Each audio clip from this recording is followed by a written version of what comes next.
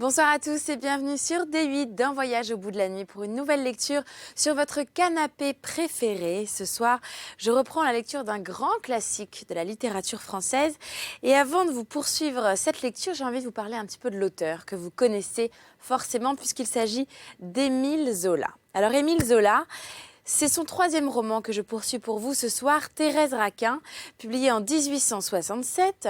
Ce roman qui présente déjà les caractéristiques si chères à Émile Zola, le naturalisme notamment qui fera connaître l'écrivain au grand public, avec cette grande série qui l'a fait connaître, la série des Rougon-Macquart, l'étude et l'histoire d'une famille sur plusieurs générations.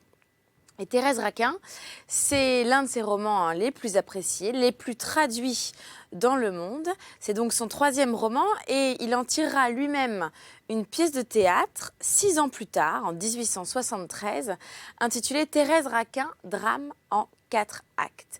Thérèse Raquin, vous allez le voir, c'est l'histoire d'une empoisonneuse, une femme folle qui tente d'empoisonner son mari. Quelques mots encore sur Zola avant de poursuivre cette lecture. C'est un écrivain et journaliste français, né à Paris le 2 avril 1840 et mort toujours dans la capitale en 1902. Il est considéré donc comme le chef de file du naturalisme et c'est l'un des romanciers les plus populaires à travers le monde, les plus traduits et le plus commentés. Ces histoires, ces romans ont d'ailleurs connu beaucoup d'adaptations au cinéma et à la télévision. Et puis, les dernières années de sa vie ont été marquées évidemment par son implication et son engagement dans l'affaire Dreyfus, avec la publication en janvier 1898, donc 4 ans avant sa mort, dans le quotidien L'Aurore, avec cet article phare intitulé « J'accuse », qui lui a valu un procès pour diffamation et un exil en Angleterre. Parmi ses œuvres principales, il y a aussi Au bonheur des dames ou encore La bête humaine, mais c'est avec Thérèse Raquin que nous allons passer la soirée. Thérèse Raquin, l'empoisonneuse. Je poursuis donc cette histoire. Nous sommes ensemble au chapitre 12. N'hésitez pas à réagir avec le hashtag VBN.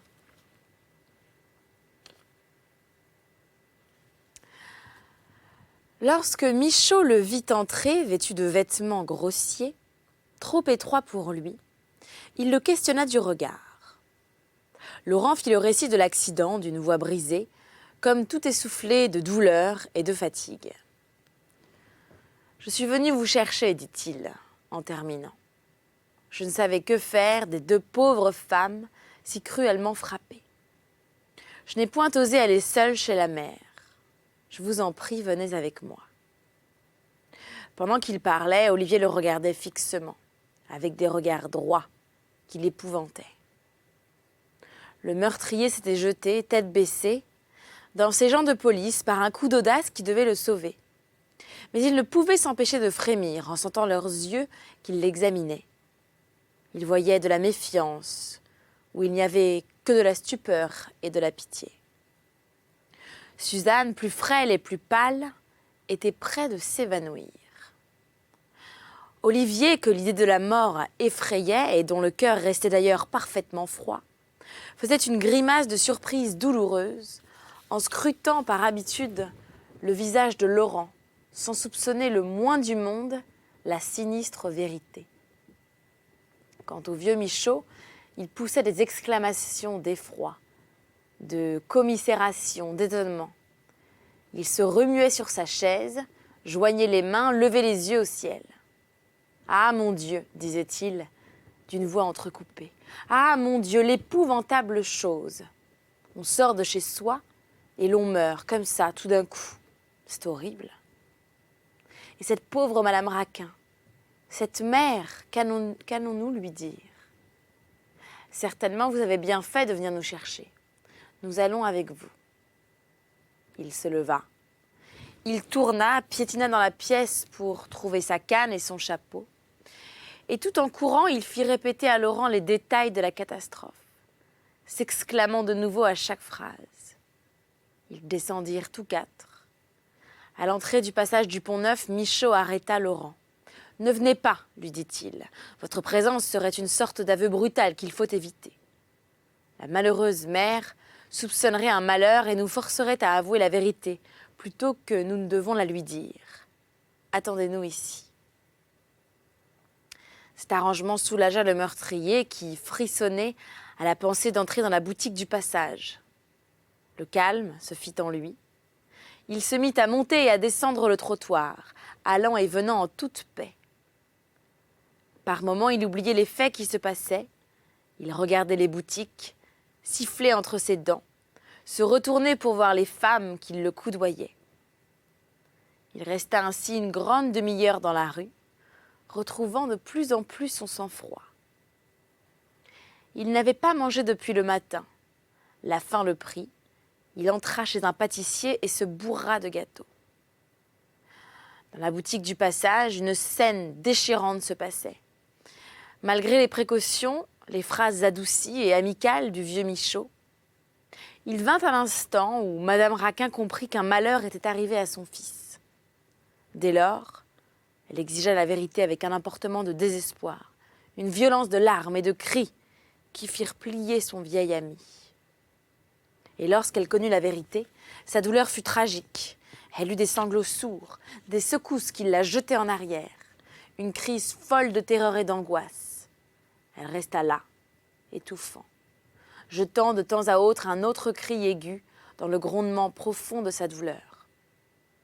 Elle se serait traînée à terre si Suzanne ne l'avait prise à la taille, pleurant sur ses genoux, levant vers elle sa face pâle.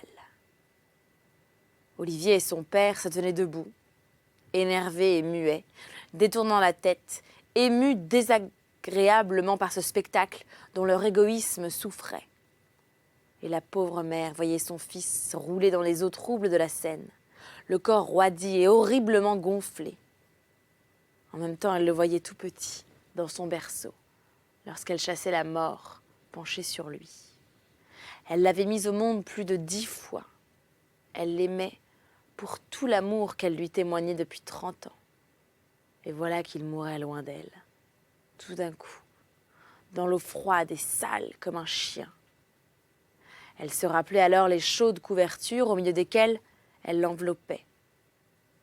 Que de soins, quelle enfance tiède, que de cajolerie et d'effusion tendre, tout cela pour le voir un jour se noyer misérablement.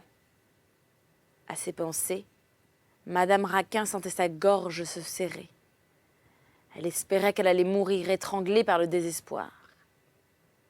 Le vieux Michaud se hâta de sortir. Il laissa Suzanne auprès de la mercière et revint avec Olivier chercher Laurent pour se rendre en toute hâte à Saint-Ouen.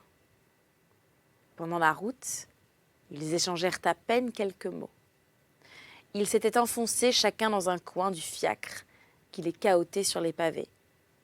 Ils restaient immobiles et muets au fond de l'ombre qui emplissait la voiture. Et par instants, le rapide rayon d'un bec de gaz jetait une lueur vive sur leurs visages.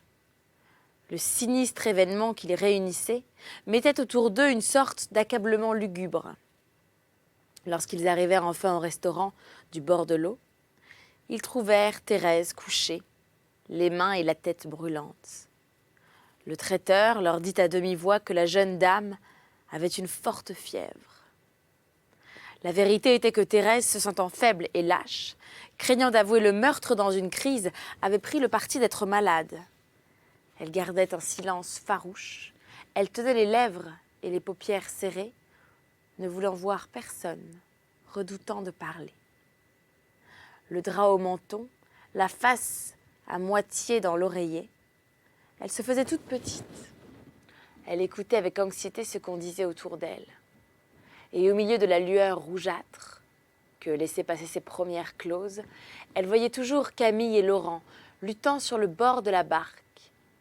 Elle apercevait son mari, blafard, horrible, grandi, qui se dressait tout droit au-dessus d'une eau limoneuse.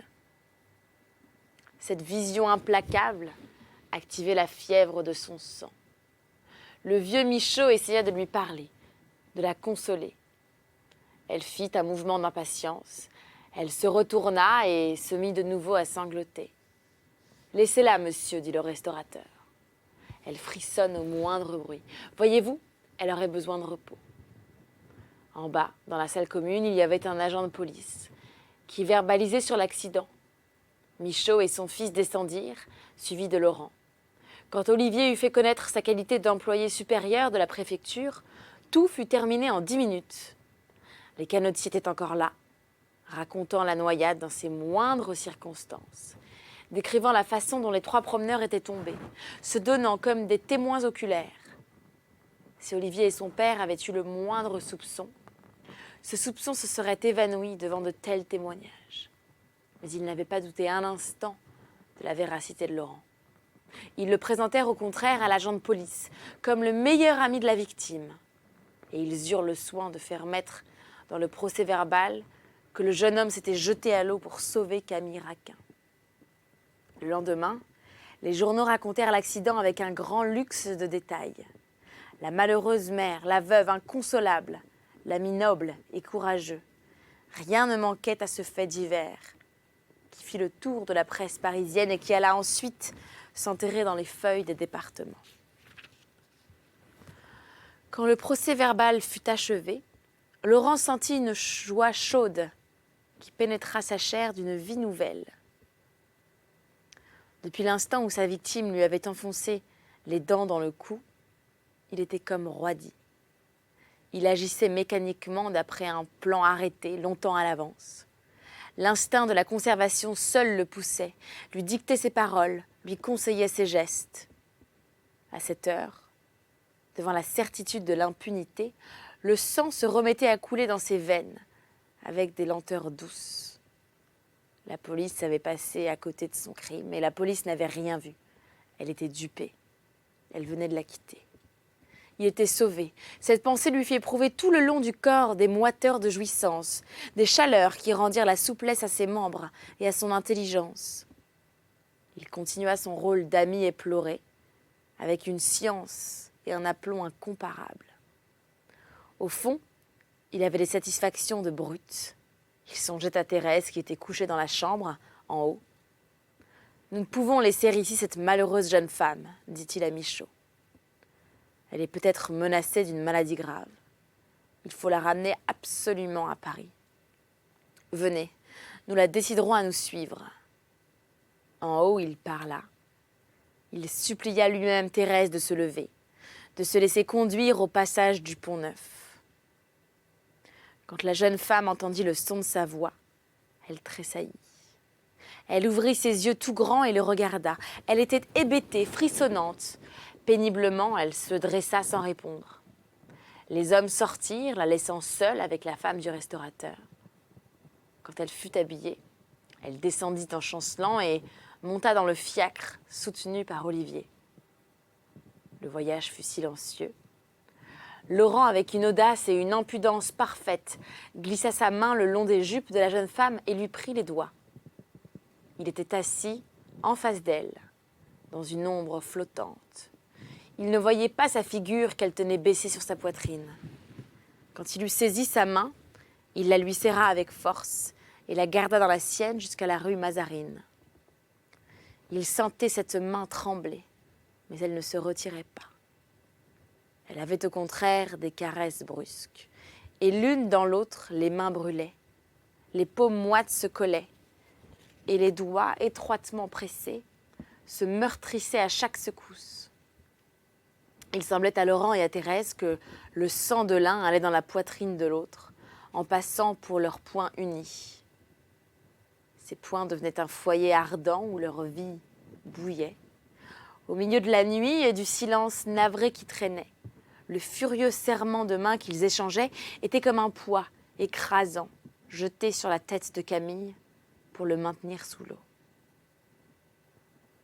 Quand le fiacre s'arrêta, Michaud et son fils descendirent les premiers. Laurent se pencha vers sa maîtresse et doucement. « Sois forte, Thérèse, murmura-t-il. Nous avons longtemps à attendre, souviens-toi. » La jeune femme n'avait pas encore parlé. Elle ouvrit les lèvres pour la première fois depuis la mort de son mari. « Oh, je me souviendrai, dit-elle en frissonnant, d'une voix légère comme un souffle. » Olivier lui tendait la main, l'invitant à descendre. Laurent alla cette fois jusqu'à la boutique. Madame Raquin était couchée en proie à un violent délire. Thérèse se traîna jusqu'à son lit et Suzanne eut à peine le temps de la déshabiller. Rassuré, voyant que tout s'arrangeait à souhait, Laurent se retira. Il gagna lentement son taudis de la rue Saint-Victor. Il était plus de minuit. Un air frais courait dans les rues désertes et silencieuses. Le jeune homme n'entendait que le bruit régulier de ses pas sonnant sur les dalles des trottoirs. La fraîcheur le pénétrait de bien-être. Le silence, l'ombre lui donnaient des sensations rapides de volupté. Il flânait. Enfin, il était débarrassé de son crime. Il avait tué Camille. C'était là une affaire faite, dont on ne parlerait plus. Il allait vivre tranquille en attendant de pouvoir prendre possession de Thérèse. La pensée du meurtre l'avait parfois étouffé. Maintenant que le meurtre était accompli, il se sentait la poitrine libre.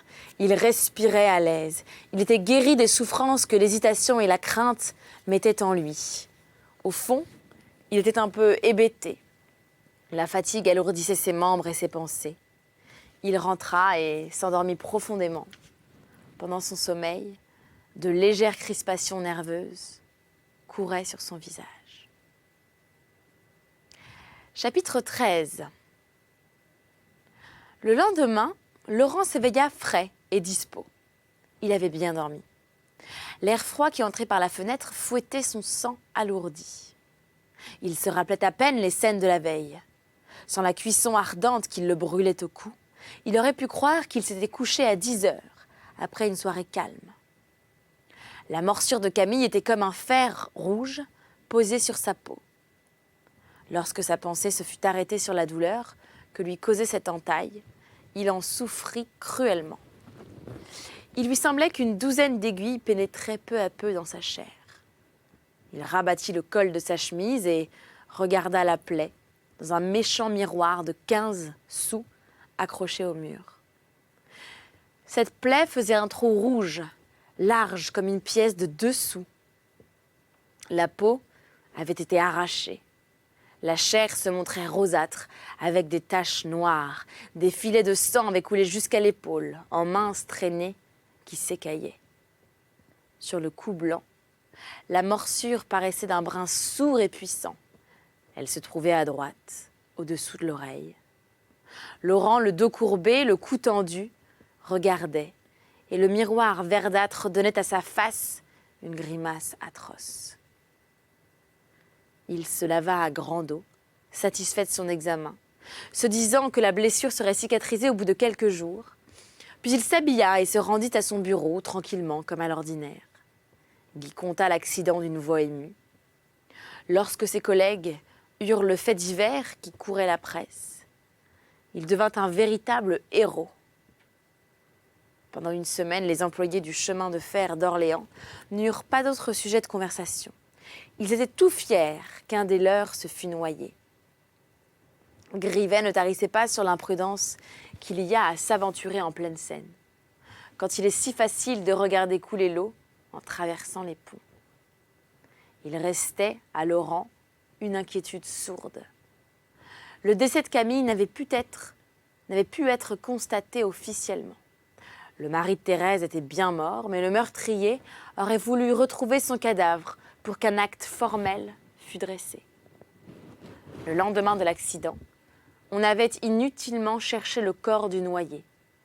On pensait qu'il s'était sans doute enfoui au fond de quelques trous sous les berges des îles. Des ravageurs fouillaient activement la Seine pour toucher la prime. Laurent se donna la tâche de passer chaque matin par la morgue en se rendant à son bureau. Il s'était juré de faire lui-même ses affaires, malgré les répugnances qui lui soulevaient le cœur, malgré les frissons qui le secouaient parfois. Il alla, pendant plus de 8 jours, régulièrement examiner le visage de tous les noyés étendus sur les dalles. Lorsqu'il entrait, une odeur fade, une odeur de chair lavée l'écœurait, et des souffles froids couraient sur sa peau. L'humidité des murs semblait alourdir ses vêtements, qui devenaient plus pesants à ses épaules. Il allait droit au vitrage, qui sépare les spectateurs des cadavres. Il collait sa face pâle contre les vitres. Il regardait. Devant lui, s'alignaient les rangées de dalles grises. Ça et là, sur les dalles, des corps nus faisaient des taches vertes et jaunes, blanches et rouges. Certains corps gardaient leur chair vierge dans la rigidité de la mort. D'autres semblaient des tas de viande sanglante et pourrie. Au fond, contre le mur, pendaient des loques lamentables, des jupes et des pantalons qui grimaçaient sur la nudité du plâtre. Laurent ne voyait d'abord que l'ensemble blafard des pierres et des murailles, tachées de roux et de noir par les vêtements et les cadavres. Un bruit d'eau courante chantait. Peu à peu, il distinguait les corps. Alors, il allait de l'un à l'autre. Les noyés seuls l'intéressaient.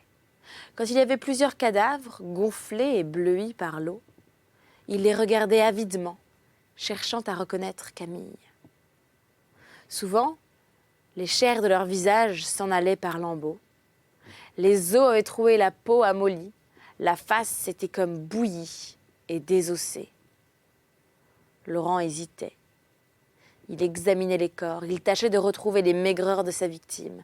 Mais tous les noyés sont gras. Il voyait des ventres énormes, des cuisses bouffies, des bras ronds et forts. Il ne savait plus. Il restait frissonnant en face de ces haillons verdâtres qui semblaient se moquer avec des grimaces horribles. Un matin, il fut pris d'une véritable épouvante. Il regardait depuis quelques minutes un noyé, petit de taille, atrocement défiguré. Les chairs de ce noyé étaient tellement molles et dissoutes que l'eau courante qui les lavait les emportait brin à brin. Le jet qui tombait sur la face creusait un trou à gauche du nez. Et brusquement, le nez s'aplatit. Les lèvres se détachèrent, montrant des dents blanches. La tête du noyé éclata de rire. Chaque fois qu'il croyait reconnaître Camille, Laurent ressentait une brûlure au cœur. Il désirait ardemment retrouver le corps de sa victime et des lâchetés le prenaient. Lorsqu'il s'imaginait que ce corps était devant lui, ses visites à la morgue l'emplissaient de cauchemars, de frissons qui le faisaient halter. Il secouait ses peurs, il se traitait d'enfant, il voulait être fort, mais malgré lui sa chair se révoltait. Le dégoût et l'effroi s'emparaient de son être dès qu'il se trouvait dans l'humidité et l'odeur fade de la salle. Quand il n'y avait pas de noyé sur la dernière rangée de dalles, il respirait à l'aise. Ses répugnances étaient moindres. Il devenait alors simple, curieux. Il prenait un plaisir étrange à regarder la mort violente en face, dans ses attitudes lugubrement bizarres et grotesques. Ce spectacle l'amusait, surtout lorsqu'il y avait des femmes étalant leur gorge nue. Ces nudités brutalement étendues, tachées de sang, trouées par endroits, l'attiraient et le retenaient. Il vit une fois une jeune femme de 20 ans, une fille du peuple, large et forte, qui semblait dormir sur la pierre, son corps frais et gras, blanchissait avec des douceurs de teinte, d'une grande délicatesse. Elle souriait à demi, la tête un peu penchée, et tendait la poitrine d'une façon provocante. On aurait dit une courtisane vautrée, si elle n'avait eu au cou une raie noire qui l'imitait comme un collier d'ombre. C'est une fille qui venait de se prendre par désespoir d'amour. Laurent la regarda longtemps, promenant ses regards sur sa chair, absorbé dans une sorte de désir peureux.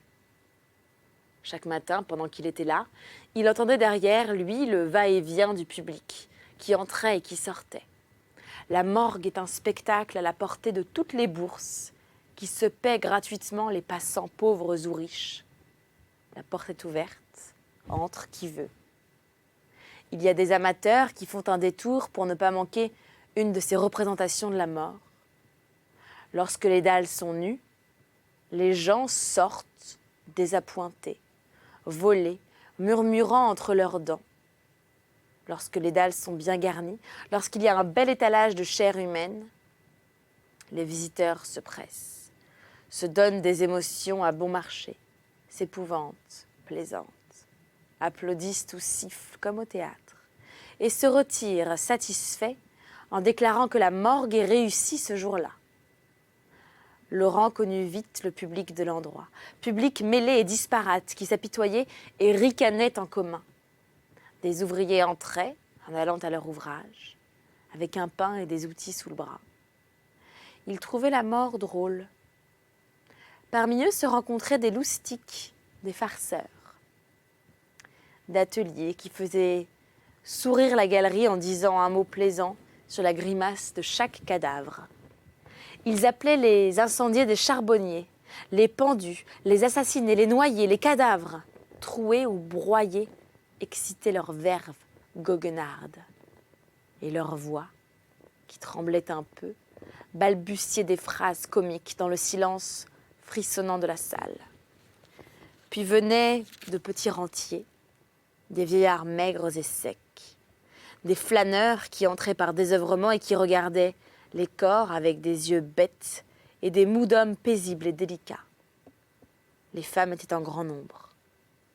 Il y avait de jeunes ouvrières toutes roses, le linge blanc, les jupes propres, qui allaient d'un bout à l'autre du vitrage, lestement, en ouvrant de grands yeux attentifs, comme devant l'étalage d'un magasin de nouveautés. Il y avait encore des femmes du peuple, hébétées, prenant des airs lamentables, et des dames bien mises, traînant nonchalamment leurs robes de soie. Un jour, Laurent vit une de ces dernières qui se tenait plantée à quelques pas du vitrage, en appuyant un mouchoir de toile très fine sur ses narines. Elle portait une délicieuse jupe de soie grise, avec un grand mantelet de dentelle noire. Une voilette lui couvrait le visage et ses mains gantées paraissaient toutes petites et toutes fines. Autour d'elle traînait une senteur de douce violette. Elle regardait un cadavre. Et c'est la fin de notre première partie ensemble pour Thérèse Raquin. J'espère que vous avez apprécié cette lecture d'un grand classique d'Émile Zola.